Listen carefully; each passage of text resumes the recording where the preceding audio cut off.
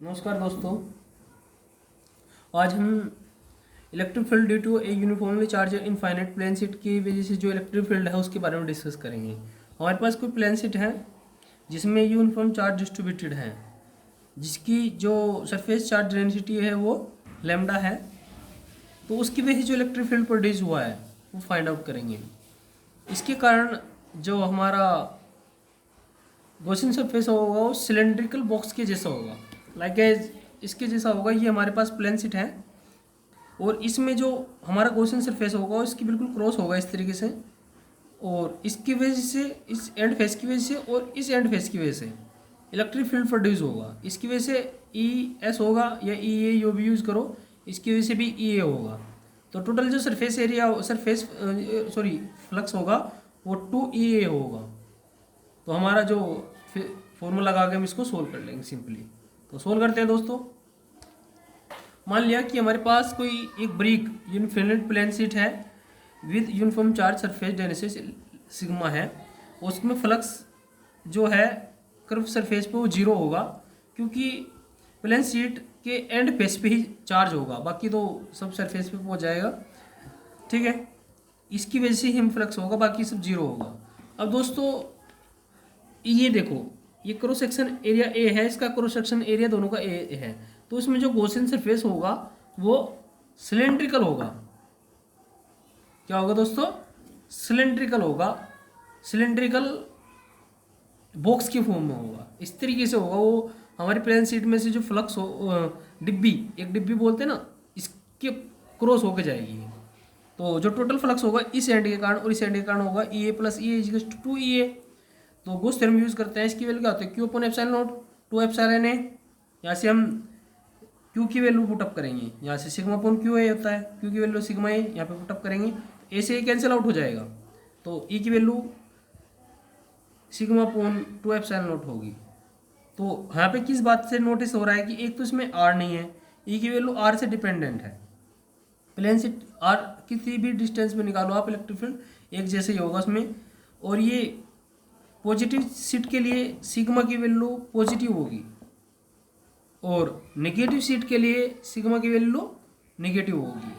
तो उस कंडीशन में जो फील्ड होगा, पहली वाली कंडीशन में जो पॉजिटिव दूर होगा, बाहर की ओर होगा, और नेगेटिव सीट के लिए अंदर की ओर होगा इलेक्ट्रिक फील्ड। तो दोस्तों अगली एप्लीकेशन यूज़ करते हैं electric field of two positive charge parallel plate. हमारे पास दो चार्ज पैरेलल प्लेट हैं, इनकी वजह से जो इलेक्ट्रिक फील्ड प्रोड्यूस हुआ है वो हम फाइंड आउट करते हैं दोस्तों। पॉजिटिव चार्ज शीट के लिए इलेक्ट्रिक फील्ड बाहर की ओर होगा, तो इनमें जो इलेक्ट्रिक फील्ड है वह बाहर की ओर है। एक रीजन ये है, रीजन 2 ये है, रीजन 3 ये है। ये सीट 1 है, सीट 2 है। तो अब इसका जो सरफेस डेंसिटी है वो सिग्मा 1 है, इसकी सरफेस डेंसिटी सिग्मा 2 है। तो रीजन फर्स्ट के लिए इलेक्ट्रिक फील्ड E1 क्या होगा? बाहर की ओर, माइनस की sigma E1 2 epsilon naught are का यूनिट कैप।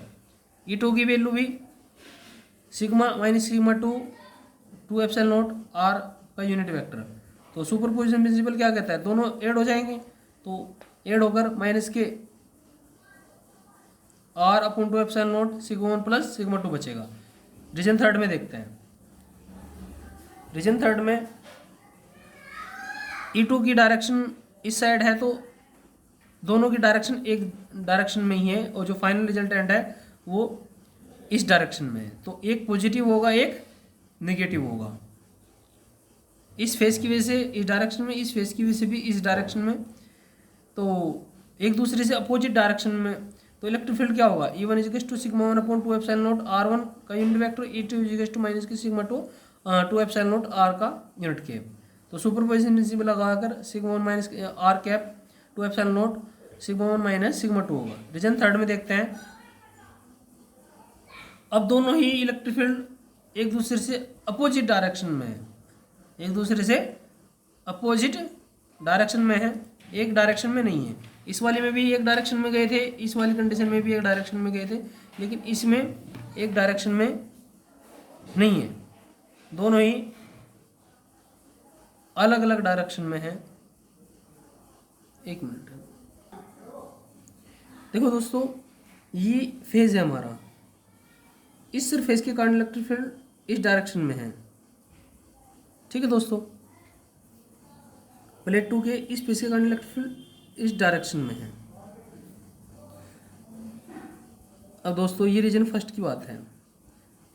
रीजन सेकंड में इलेक्ट्रिक फील्ड इस डायरेक्शन में है, इलेक्ट्रिक फील्ड इस डायरेक्शन में, इसलिए इनके अपोजिट साइन लिए गए हैं।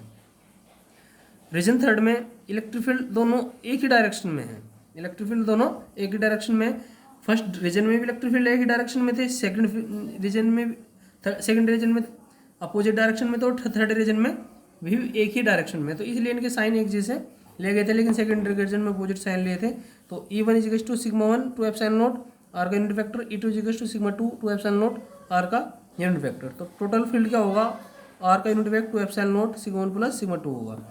अब एक बात ध्यान देने योग्य है, यदि चार्जेड सीट अपोजिट चार्ज की हो तो यूनिफॉर्म सरफेस चार्ज डेंसिटी हो, तब रीजन फर्स्ट में इलेक्ट्रिक फील्ड 0 हो जाएगा, क्योंकि एक के कारण पॉजिटिव हो तो दूसरे कारण नेगेटिव होगा।